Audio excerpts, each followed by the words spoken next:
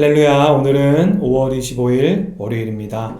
오늘 우리에게 주신 하나님 말씀은 신명기 23장 15절과 16절의 말씀입니다. 종이 그의 주인을 피하여 내게로 도망하거든 너는 그의 주인에게 돌려주지 말고 그가 내 성읍 중에서 원하는 곳을 택하는 대로 너와 함께 내 가운데에 거주하게 하고 그를 압제하지 말지니라. 아멘.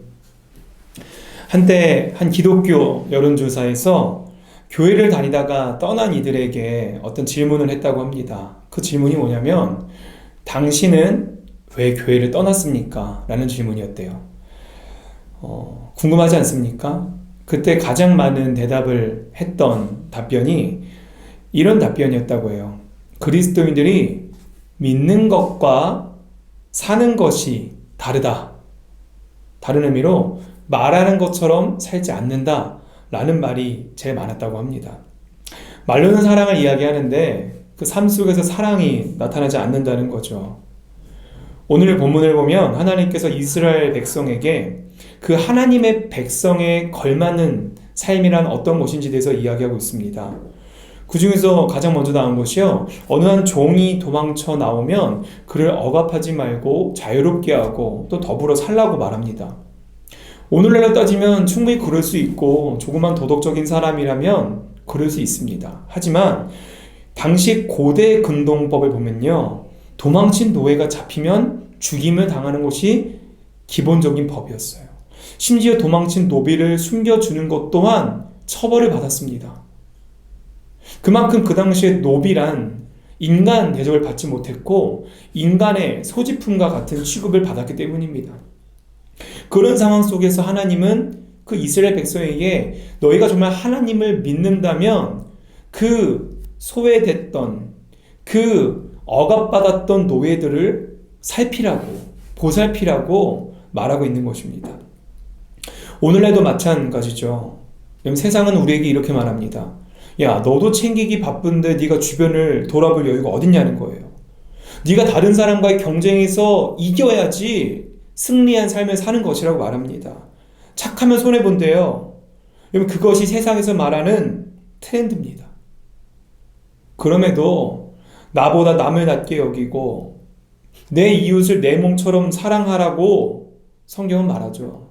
여러분, 이런 사람을 세상에선 뭐라고 말할까요? 바보 같다고 말할 것입니다. 손가락질 할 거예요. 그렇게 살면 손해본다고. 바보 같은 삶이라고요.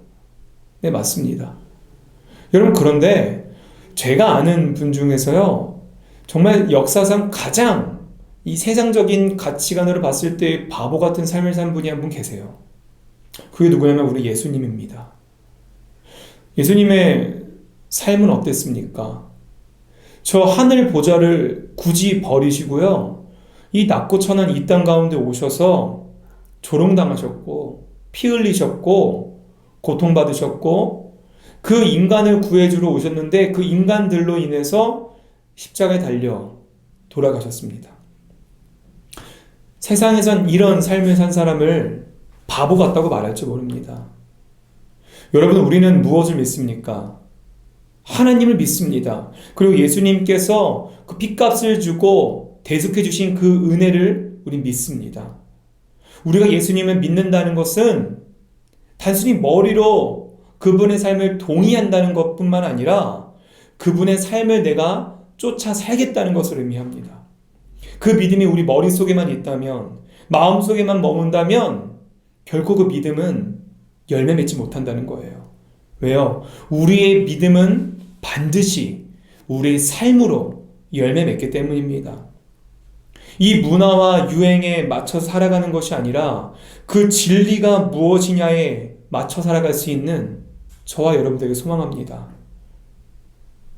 예수님이 사신 것처럼요.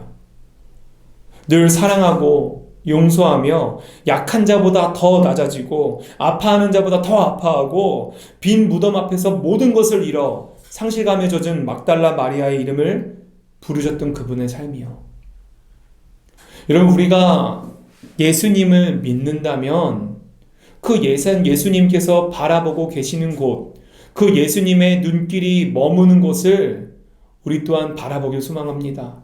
그분의 시선 끝에는 언제나 연약하고 소외되고 슬피 울고 있는 자들에게 닿아 있었습니다. 오늘날 이 세상에서 내 문제가 크고 내가 살기 힘들고 참으로 우리 주변 이웃들을 돌아보기가 쉽지 않죠. 그래서 우리의 힘으로는 그게 참 힘들어요. 그래서 오늘 하루 이렇게 기도하면 어떨까요? 주님, 나는 연약합니다. 그래서 자꾸 내 문제가 너무 커서 내 주변의 이웃들이 보이지가 않습니다. 그래서 주님, 오늘 나에게 주님 마음을 허락해 주십시오. 하나님 아버지의 시선을 내게 허락해 주십시오. 그래서 주님이 바라보시는 그곳을 나 또한 볼 수 있게 해달라고, 그 바라보고 그 이웃을 위해 살아가는 것이 이 세상에선 바보 같다 말할지언정 내가 따르는 그 주님의 삶을 나 또한 따라 살겠다고 고백할 수 있는 저와 여러분 되길 주님의 이름으로 소망합니다. 기도하겠습니다. 하나님, 세상에서는 네 문제가 그렇게 큰데 주변을 돌아볼 여유가 어딨냐고 말합니다. 맞습니다, 주님. 내 문제가 너무 커서 내 문제를 해결하기조차 벅찹니다. 그럼에도 불구하고 우리 주님께서 약한 자들과 주변의 이웃들과 병든 자들과 슬퍼하는 이들에게 먼저 다가가셨던 것처럼 내 문제를 주님께서 해결해 주실 것을 믿사오니 나의 시선이 주님께서 바라보시는 곳을 향할 수 있도록 주님 인도해 주시옵소서. 오늘 하루 주님 마음 품고 살아가는 우리 되게 하여 주시옵소서. 예수님 이름으로 기도드립니다. 아멘.